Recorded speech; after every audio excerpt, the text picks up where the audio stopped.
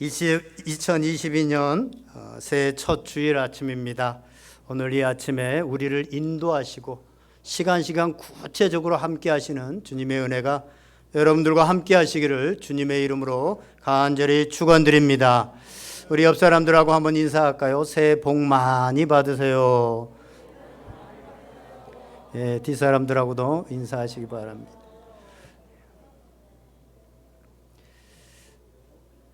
예, 성구영신 예배 때도 말씀드렸지만 새해 결심한 것은 46%의 성공률이 있답니다. 평소에 결심한 것보다 더 잘 이루어지고 또 잘 성공한다는 것이죠. 10배나 더 높은 성공률을 가지고 있다고 그럽니다.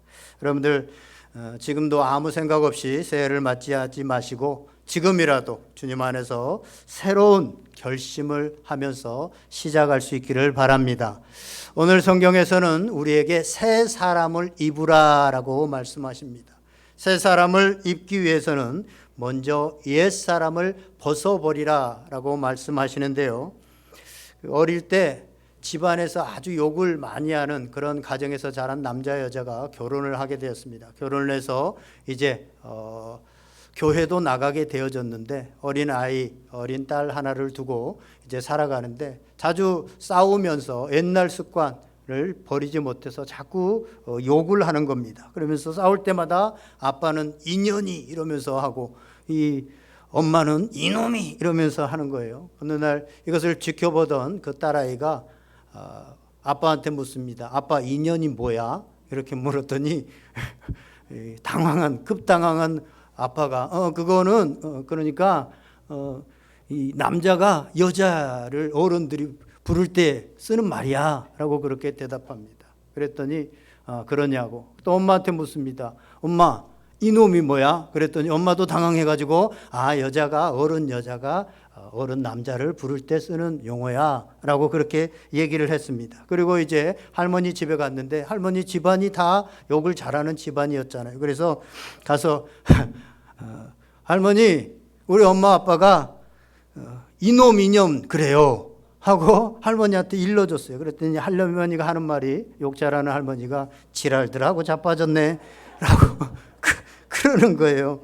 그래서 할머니한테 또 아이가 묻잖아요. 호기심만 아이가 할머니 지랄하고 자빠졌네가 뭐예요? 라고 그렇지 그거 잘했다고 박수 치는 거야. 잘했다는 거야. 이렇게 말합니다. 유치원 아이가 이제 부모님이 지켜보는 재롱잔치에 가서 사회를 보게 되는데 재롱잔치 발표를 하고 나서 올라와서 꾸벅절을 하고 또랑또랑한 목소리로 이렇게 말합니다.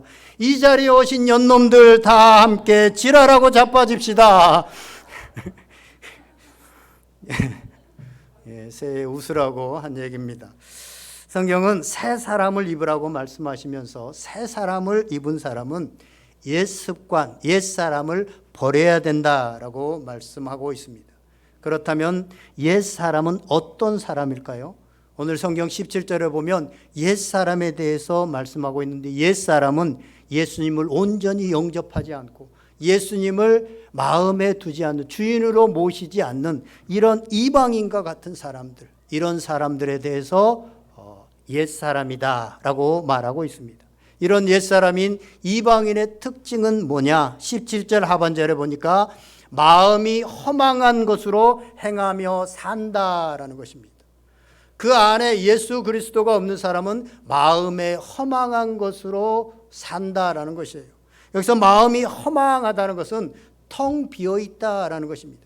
껍데기는 그럴싸한데 껍데기는 화려한데 그 안에 꼭 있어야 될 중요한 것이 없어서 실제로 작동이 되어지지 않고 실제로 효과가 나타나지 않는 그런 모습이 바로 이런 허망한 모습이라고 하는 것입니다. 예를 들어서 자동차가 겉으로 보기에는 광이 나고 빛과 번쩍한데 그 내부에 있는 부속품이 잘못된 엉터리 부속품이라든가 부속품이 빠져있는, 그래서 자동차가 제대로 움직일 수 없는 상태, 이것이 바로 마음이 허망한 상태라는 것입니다. 그런데 옛사람, 즉 이방인들, 하나님이 없는 사람들은 이러한 허망한 가운데 인생을 살아간다고 하는 사실입니다. 오늘 현대인들의 인생 껍데기는 아마 인류 역사상 최고일 것입니다. 최고로 세련된 껍데기, 최고로 화려한 모습, 이런 모습으로 살아갑니다. 그러나 그 안에 진짜 있어야 될 알맹이가 없다고 한 것입니다. 그 안에 진실로 있어야 될 것이 없다고 하는 사실입니다. 그렇게 허망해진 결과는 뭐냐? 총명이 어두워졌다. 18절에 말하고 있습니다. 총명이 어두워졌습니다. 이 안에 진실한 것이 없고 정말 인생에 귀한 것이 없기 때문에 총명이 어두워졌습니다. 총명이 어두워지면 이해력이 없습니다. 그래서 세상 초동학문과 같은 자연 발생설이나 빅뱅 이론 이런 것으로 창조주 하나님의 창조를 멸시하고 조롱하게 되어집니다. 인생이 어디로 와서 어디로 가는 것을 알지 못합니다. 그러니까 인생이 무다, 인생이 다시 계속해서 윤회한다 라고 그렇게 말을 하고, 인생이 진화한다, 진화되었다고, 물질로 끝난다 라고 그렇게 말하고 있습니다. 그러니 이렇게 인생을 이해하니 먹고 마시고 뒹구는 인생이 인생의 전부인 줄 압니다. 전도서에 보면 솔로몬은 인간이 하나님을 만나기 전에도 사회적으로는 성공도 하고, 사회적으로는 인정도 받고, 사회적으로는 권력도 받고 부자가 되기도 한다는 거예요. 이런 것을 누리기도 하지만 채워지지 않는 두 가지가 있는데 그것은 허무와 권태다라고 말하고 있습니다. 솔로몬은 이 땅 가운데서 왕으로 모든 부를 다 누렸고 권력을 누렸고 모든 쾌락을 다 누렸습니다. 그런데 인생 노년에 하나님이 없게 되어지니까, 그런 인생들을 바라보니까 나타나는 두 가지 현상이 있었는데, 하나는 권태로움과 하나는 허무라고 하는 것입니다. 그래서 모든 것이 헛되다, 그 모든 것이 다 가져봤는데 헛되다라고 하는 허무를 말하고 있습니다. 여러분, 인간에게 무서운 것이 이 두 가지인데요, 허무는 인생을 사는 목적을 알 수 없습니다. 그래서 하루하루 살아가는데 목적 없이 살아가는 겁니다. 목적 없이 살아가는 것은 죽은 것과 같습니다. 또 하나는요, 권태로움입니다. 권태는 삶이 지겨운 거예요. 가질 거 다 가졌는데 삶이 지겨운 거예요. 그래서 그 권태를 이기려고 뭐 합니까? 죄를 범하고 점점 쾌락으로 빠지게 되고 마약을 하게 되어지고, 그런 사람들 다 있는 사람들, 그 자녀들이 그런 일을 합니다. 삶이 너무 권태로운 겁니다. 또 마음이 허망할 때 나타나는 두 번째는 뭐냐 하면 마음이 굳어진다라고 18절에 말합니다. 마음이 굳어졌다는 것은 마음이 딱딱해졌다는 것입니다. 우리가 발 뒤꿈치가 딱딱해지면, 두꺼워지면 어떤 외부의 자극이 있어도 무감각해집니다. 아무런 감각이 없습니다. 이런 사람들은 하나님께서 이 우주 만물을 보여주시고 자연세계를 보여주시고 봄, 여름, 가을, 겨울 변화되는 계절을 보여주시고 이 해가 동쪽에서 찬란하게 떠오른 이런 1월 1일의 새 해를 보여주어도 하나님에 대해서 전혀 인식하지 못합니다. 전혀 반응하지 못합니다. 아무리 말씀을 전해주고 살아계신 하나님이 계시고 그 하나님과 동행해야 된다고 해도 마음이 딱딱하게 굳어져서 무감각하게 되어집니다. 마치 죽은 시체처럼 아무런 반응을 하지 않습니다. 이러한 사람들은 하나님의 생명에서 떠나 있다라고 18절에 그렇게 말씀하고 있습니다. 19절에 보세요. 하나님의 생명에서 떠나 있으니까 감각 없는 자가 됩니다. 당연한 결과입니다. 생명이 없으면 감각이 없습니다. 몸에 감각이 없으면 죽은 시체죠. 죽은 사람입니다. 영혼에 감각이 없으면 영적으로 죽은 겁니다. 내가 죄를 짓고 있고 잘못된 삶을 살아가고 있음에도 불구하고 전혀 감각이 없다, 전혀 양심의 가책도 없다, 영혼이 죽은 겁니다. 영적으로 죽으면 오늘 본문을 보니까 자신을 방임하고 더러운 것을 욕심으로 행하게 된다라고 말하고 있습니다. 영적으로 죽었으니까 죄를 짓게 되어지고 죄를 알고도 죄를 짓습니다. 죄는요, 마치 브레이크 없는 차와 같습니다. 한번 짓게 되어지면 계속 죄를 이끌어 갑니다. 브레이크가 고장나 있으니까 운전수가 아무리 운전을 잘 하려고 해도 안 됩니다. 죄가 그렇다는 겁니다. 아무리 우리가 죄를 짓지 않으려고 해도 죄를 지을 수밖에 없는 것이 바로 이 죄입니다. 이처럼 오늘 본문은 예수 그리스도가 없는, 진리가 없는 옛사람의 본성을 말한 후에 새 사람을 입으라라고 말하고 있습니다. 그러면서 새 사람이 되려고 하면 22절에 보면 유혹의 욕심을 따라 썩어져가는 구습을 따른 옛사람을 벗어버리라 라고 말하고 있습니다. 유혹의 욕심에 쉽게 흔들리는, 여기서 유혹의 욕심이라고 하는 것은요, 자기 중심적인 욕심입니다. 내 본성이 타락하고, 아이들 보세요. 어려서부터 자기에게 맛있는 과자 하나씩 나눠줘도 꼭 자기가 2개 먹으려고 더 욕심을 부리는 이런 욕심적인 본능, 본성과 같은 것입니다. 우리 그리스도인들은 이 썩어져가는 구습인 타락한 자기 중심의 욕심에서 벗어나려야 된다는 것을 잘 알고 벗어나려고 하지만 잘 그것이 되어지지 않습니다. 잘 벗어지지 않습니다. 그때 하나님이 쓰시는 방법이 있습니다. 출애굽기에 보면 이스라엘 백성들이 있잖아요. 이스라엘 백성들이 애굽이라고 하는 세상을 대표하는 애굽에서 살게 되어집니다. 그때 요셉을 알지 못하는 새로운 왕이 등장하더니 이스라엘 백성들을 힘들게 무거운 짐을 지우고 어려운 일들을 시키고 남자아이를 낳으면 다 죽이는 그런 일을 시킵니다. 그런 내용이 나옵니다. 하나님께서 왜 이처럼 이스라엘 백성, 하나님의 백성들에게 애굽에서 어려운 일을 시키고 학정에 시달리도록 허락했을까요? 만약 애굽에서 계속해서 요셉을 그랬던 것처럼 이스라엘 백성들을 계속해서 환대하고 세금도 면제해주고 너희들 여기서 살아라 라고 계속해서 얘기를 하고 환대해 준다고 한다면 이스라엘 백성들은 하나님이 말씀하셔도 모세가 나타나서 너희들 여기를 떠나야 된다, 가나안 땅에 하나님께서 약속하신 땅으로 가야 된다라고 말할지라도 그들은 감각 없는 자처럼 떠나지도 않을 것이고 여기가 좋다라고 계속해서 누리며 살아가려고 했을 것입니다.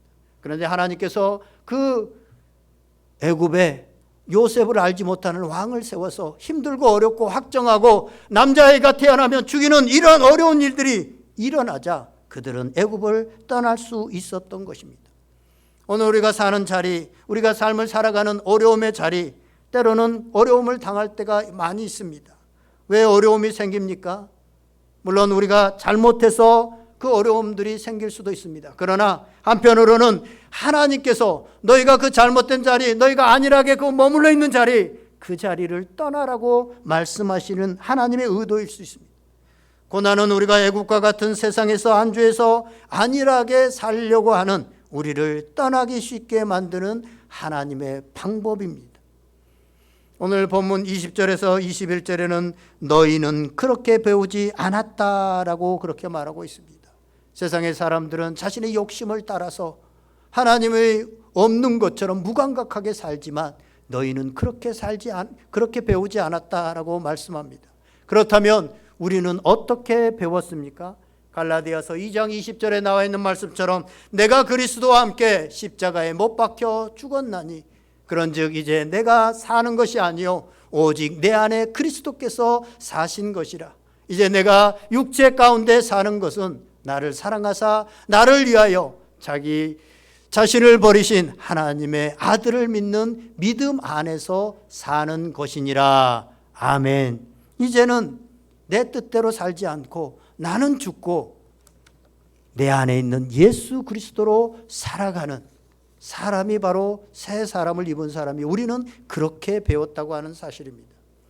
지금 우리는요, 우리 자신이 모든 것을 무엇이든지 선택해야 한다고 생각하는 시대에 살고 있습니다. 그리고 자기가 선택한 것이 가장 옳은 것이라는 착각에 빠져 있습니다.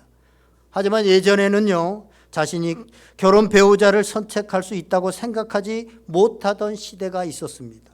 결혼 상대를 부모가 정해주고 당사자들은 결혼식장에 가서야 결혼할 대상을 만나기도 했습니다. 그게 오래된 얘기가 아닙니다. 계시는 우리 신임승 권사님이나 류길룡 권사님한테 얘기를 들어보니까 그분들도 그와 비슷하게 결혼식장에서 겨우 만나는 이런 불과 한 세대 앞의 세대들이 이런 세대였습니다. 요즘 젊은이들에게는 상상할 수 없는 일이죠. 지금은 전부 스스로 배우자를 선택하는 시대입니다. 그러면 그 바탕에는 뭐가 깔려 있습니까? 내 인생은 내 것이다. 내 선택, 내가 선택하면 가장 옳은 선택을 할 수 있다라는 생각이 깔려 있습니다. 그런데 여러분, 예전 시대 부모가 결정을 해주던 그 결혼 생활과 요즘 젊은 세대의 부부 생활 중에 어느 쪽이 더 행복할까요? 자기 스스로 선택했기 때문에 요즘 세대들은 굉장히 행복하게 끝까지 결혼 생활을 하면서 더 풍성하게 살아갑니까? 그래서 이혼도 하지 않고 그렇게 살아가고 행복하게 살아가는 겁니까? 그렇지 않다는데 문제가 있습니다. 우리 인생도 마찬가지입니다. 내가 원하는 대로 결정하고 내가 가장 좋은 것을 선택했는데 지나고 보니까 그것 때문에 어려움을 당하게 되고 그것 때문에 내 인생에 고통이 찾아오게 됩니다. 왜요? 내 앞일을 내가 알지 못하기 때문입니다. 우리는 근시안적으로 바라보게 되어지고 내 속에 있는 기본적인 본성, 육신의 욕심, 내 자신의 욕망을 따라서 행하는 것이 있기 때문에 잘못된 결정을 할 경우가 많다고 하는 사실입니다. 그러다가 인생이 힘들어지기도 하고 심지어는 인생을 망치기도 합니다. 그래서 우리는 선택권을 내려놓아야 됩니다. 오늘 이 신년 초부터 우리가 선택할 수 있다고 하는 이 교만들, 내 인생은 내 것이다 라고 하는 교만들, 내가 선택하면 올바른 것을 선택하고 바로 선택할 수 있다 라고 하는 생각들을 내려놓고 겸손히 주님 앞에 나보다 나를 더 아시고 온 인류를 역사하시는 그 주님께 우리는 겸손히 물어야 됩니다.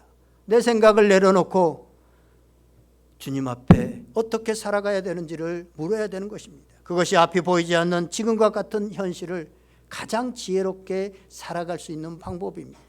안개가 가득한, 그래서 앞에 낭떠러지가 있는지 뭐가 있는지 모르는 그러한 길을 달리는 우리가 어떻게 우리 자신을 의지할 수 있습니까? 앞에 길이 오른쪽으로 휘어졌는지 왼쪽으로 휘어졌는지 알지 못하는 우리가 어떻게 그 길을 결정하며 선택할 수 있겠습니까? 그래서 주님 앞에 맡기고 오늘 내 안에 있는 예수 그리스도의 소리를 겸손하게 듣는 것이 인생을 가장 지혜롭고 현명하게 살아가는 방법이라고 하는 사실입니다. 오늘 주님은 새해 첫 주에 너희의 유혹의 욕심을 따라 썩어져가는 구습을 따르는 옛사람을 벗어버리고 새 사람을 입으라 라고 말씀합니다. 오늘 우리 소연이가 잘 읽었지만 우리 22절에서 24절 말씀 다시 한번 우리 다 같이 우리 목소리로 읽겠습니다. 시작. 너희는 유혹의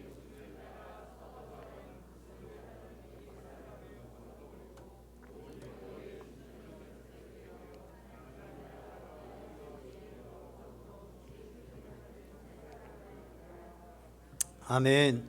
여기서 말씀하시는 새 사람을 입으라고 하는 것은요, 사람이 조금 개선되어지고 조금 착해지고 발전하는 개념이 아니라 근본적인 변화를 얘기합니다. 기독교의 가장 위대한 능력은요, 사람을 새롭게 하고 변화시키는 데 능력이 있습니다. 당자였던 어거스틴이 성자로 변화되어지는 이런 역사를 일으키는 것이 바로 기독교의 역사라고 하는 사실입니다. 이것을 잘 보여주는 것이 예수님이 이 땅 가운데 오셔서 첫 이적을 행하는 그 이적 가운데 나옵니다. 예수님께서 이 땅 가운데 오셔서 첫 이적이 요한복음 2장에 나옵니다. 거기에 보면 가나의 혼인잔치 이야기가 나옵니다. 예수님께서 어머니 마리아와 가나 혼인잔치에 갔는데 포도주가 떨어져서 물로 포도주를 만드는 사건이 나옵니다. 이게 예수님이 행하신 첫 이적이었다라고 기록되어 있는데요. 예수님께서 행하신 그 첫 이적은 물이 포도주가 되는 겁니다. 포도주가 조금 더 나은 포도주가 되는 것이 아니라 물이 전혀 다른 포도주가 되는 사건입니다. 이것은 화학적인 변화입니다. 이것은 조금 개선되고 조금 발전되어지는 것이 아니라 근본이 변하는 것이고 본질이 변화되는 것입니다. 우리 존재에 근본적인 변화가 없으면 우리가 아무리 종교 생활을 열심히 하고 열심히 신앙생활을 한다 해도 소용이 없습니다. 아무도 보는 이 없을 때 금방 우리의 본성이 드러나게 되어지고 우리의 죄악이 금방 드러나게 되어집니다.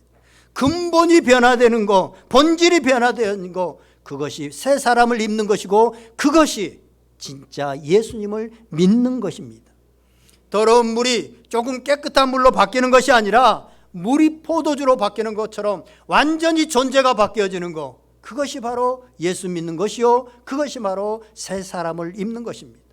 이에 대해서 고린도후서 5장 17절에는 이렇게 말합니다. 그런 정도 누구든지 그리스도 안에 있으면 새로운 피조물이라 이전 것은 지나갔으니 보라 새 것이 되었도다. 아멘.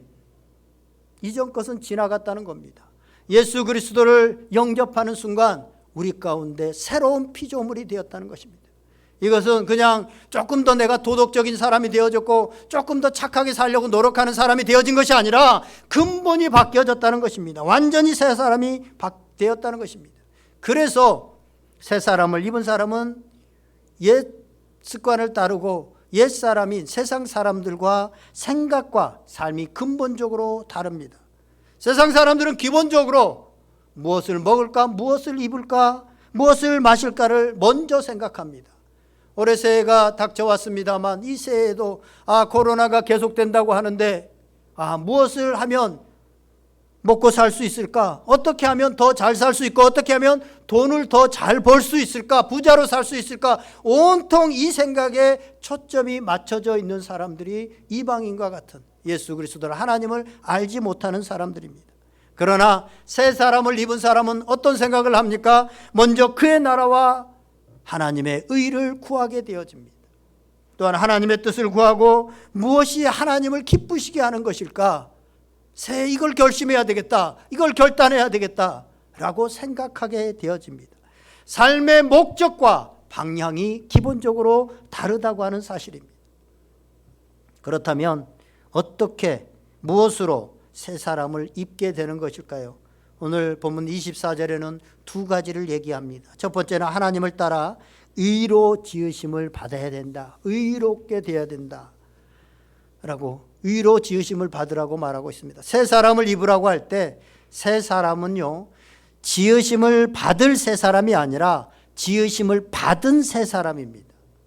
지으심을 받은 새 사람입니다. 사람은요, 자기가 자기를 낳는 사람은 없습니다. 그렇죠? 우리 출생은 다 부모님으로부터 이루어집니다. 신자의 그리스도인의 영적인 출생도 마찬가지입니다. 우리 자신의 노력과 우리 자신의 능력으로 새 사람이 되어지고 그리스도인이 되어질 수 없습니다. 이에 대해서 요한복음 3장 5절에는 이렇게 말씀합니다. 예수께서 대답하시되 진실로 진실로 내게 이르노니 사람이 물과 성령으로 거듭나지 아니하면 하나님의 나라에 들어갈 수 없느니라. 아멘. 새 사람은 성령으로 거듭나게 된 사람이다. 성령으로 거듭나게 된 사람이다. 로마서 5장 8절 9절에는 이렇게 말씀합니다. 우리가 아직 죄인 되었을 때 그리스도께서 우리를 위하여 죽으심으로 하나님께서 우리에게 대한 자기의 사랑을 확증하셨느니라. 그러면 이제 우리가 그의 피로 말미암아 의롭다 하심을 받았으니 더욱 그로 말미암아 진노하심에서 구원을 받은 것이니, 우리가 새 사람이 된 것은 그리스도의 피, 곧 예수 그리스도의 십자가의 피로 대속함을 받아서 의롭게 되었다고, 새 사람이 되었다고 하는 사실을 말씀하고 있습니다. 베드로전서 1장 18절에서 19절에는 이렇게 말씀합니다. 너희가 알거니와 너희 조상이 물려주는 헛된 행실에서 대속함을 받은 것은 은이나 금같이 없어질 것으로 된 것이 아니요 오직 흠없고 점 없는 어린 양 같은 그리스도의 보배로운 피로 된 것이니라. 아멘. 우리가 의롭게 된 것은 오직 예수 그리스도의 보혈의 피로 말미암아 의롭게 되어졌다라고 말씀하고 있습니다. 그렇습니다. 우리가 의로운 사람으로 지음받은 것은, 우리가 새 사람이 된 것은 예수 그리스도의 십자가의 피로 말미암아 된 것입니다. 우리가 오늘 이렇게 지으심을 받은 새 사람이 되었다라고 하는 것을 예수 그리스도의 피로 말미암아, 성령의 인치심으로 말미암아 우리가 예수 그리스도의 그리스도인이 되어졌고 새 사람이 되어졌다라고 하는 것을 믿을 때, 우리가 믿을 때 우리는 하나님의 의로 지으심을 받은 새 사람이 되는 것입니다. 이것에 대해서 로마서 10장 9절에서 10절은 이렇게 말합니다. 내가 만일 내 입으로 예수를 주로 시인하며 또 하나님께서 그를 죽은 자 가운데서 살리신 것을 믿으면 구원을 받으리라. 사람이 마음으로 믿어 의에 이르고 입으로 시인하여 구원에 이르느니라. 아멘. 사랑하는 여러분, 새해 첫 주일에 예수 그리스도의 피가 우리를 의롭게 하고 새 사람이 되게 했다고 하는 사실들을 믿을 수 있기를 바랍니다. 혹시 아직까지도 예수 그리스도를 영접하지 못하고 예수 그리스도의 피를 믿지 못하는 사람들이 있다면 이 새 첫날 주일 아침에 다시 한번 예수 그리스도가 나를 구속하고 내가 예수 그리스도의 피로 의롭게 되어졌다고 하는 사실을 믿어지는 그런 은혜가 있기를 주님의 이름으로 간절히 축원드립니다. 두 번째로 새 사람은요, 진리의 거룩한 옷을 입어야 함을 말씀하고 있습니다. 거룩은 하나님의 성결한 성품이요 구별된 삶입니다. 그래서 하나님과 관계를 정상적으로 유지하기 위해서는 거룩함을 쫓아가야 됩니다. 하나님께서 우리를 예수 그리스도의 보혈의 피로 새 사람을 만들어 주시고 새로운 옷으로 입게 하셨기 때문에 우리가 새 사람으로 살아갈 수 있습니다. 살아갈 능력을 성령님께서 그런 사람들에게 주신다고 하는 사실입니다. 우리가 우리 속에 있는 예수 그리스도의 음성에 민감하고 예수 그리스도의 뜻이 무엇인가 라는 것을 늘 묻고 예수님과 함께 동행하게 되어지면 우리가 새 사람을 입은 자로 살아갈 수 있게 되어진다는 것입니다. 따라서 새 사람을 입은 자는 우리는 새 사람답게 살아야 됩니다. 왕자는 왕자답게 살아야 됩니다. 목사는 목사답게 살아야 되고 장로는 장로답게 살아야 되고 권사는 권사답게, 집사는 집사답게 살아야 됩니다. 의롭게 된 자는 의롭게 된 자답게 살아가야 된다고 하는 사실입니다. 빌립보서 2장 12절에는 이것에 대해서 이렇게 말씀합니다. 그러므로 나의 사랑하는 자들아, 너희가 나 있을 때뿐만 아니라 더욱 지금 나 없을 때에도 항상 복종하여 두렵고 떨림으로 너희 구원을 이루라. 아멘. 하나님께서 우리를 새 사람으로 만들어 주셨기 때문에 두렵고 떨림으로 그 구원을 이루면서 살아가는 삶이 바로 새 사람 된 우리의 삶이다라고 성경은 분명하게 말하고 있습니다. 이제 말씀을 정리하려고 합니다. 사랑하는 여러분, 우리는 예수 그리스도로 새 사람을 입은 사람들입니다. 아멘. 새 사람을 입었다고 하는 것은 그냥 모양만 바뀐 것이 아닙니다.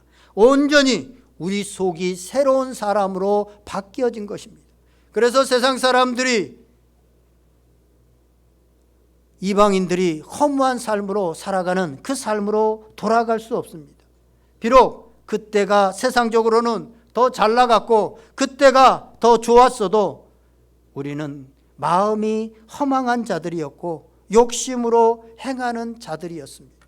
이제 우리를 잡아매고 있던 모든 쇠사슬이 다 끊어지고 우리 앞에는 완전히 새로운 인생이 기다리고 있습니다. 그래서 이 새해 과거에 썩어져가는 구습이 다 끊어진 것을 믿고 믿음으로 새롭게 미래를 바라보고 주님 안에서 주님의 뜻을 구하며 나아갈 때 우리가 진실로 새 사람을 입은 사람들로 살아가게 될 것입니다. 이 2022년 우리가 새 사람을 입은 사람들로 하나님께서 주시는 놀라운 축복과 주님과 동행함으로 인하여서 오는 그 참된 평안을 다 누리며 살아가는 새 사람을 입은 사람들이 다 될 수 있기를 주님의 이름으로 간절히 축원드립니다. 기도하겠습니다. 오늘 말씀을 생각하면서 2022년도 시작하면서 우리가 새 사람임을 다시 한번 기억하게 하시고 새 사람을 입은 자들로 주님 안에서 참된 평안을 누리고 아무리 세상이 환난이 닥쳐오고 어려움이 닥쳐올지라도 주님 안에 있는 그 평안을 누리며 살아갈 수 있게 해 주시옵소서. 성령님께서 여러분들의 마음 가운데 들려주신 음성 붙들고 시간 간절히 잠시 1분 정도 기도하겠습니다. 다 같이 기도하겠습니다.